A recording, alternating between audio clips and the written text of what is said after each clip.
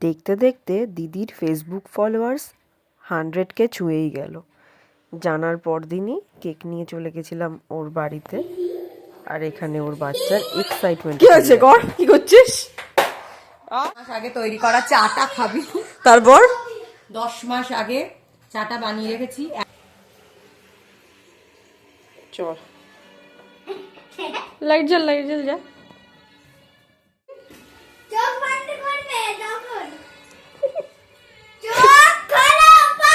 Congratulation. কিভাবে আছি, thank you. দেখি একটু, ওয়াও। বেলুন গুলো ফাটাবে, আমি তার পেট ফাটিয়ে দেবো।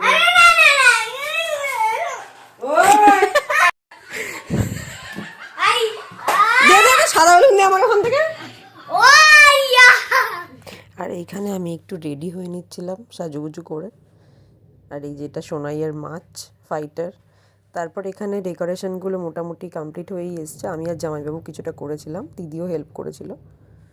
তারপর এই যে ইয়ার্কি মারছে দুজনে। আর এখানে কেক টেক সাজিয়ে নিয়ে তারপরে বসে পড়েছি। দিদিও এক্সাইটেড খুবই।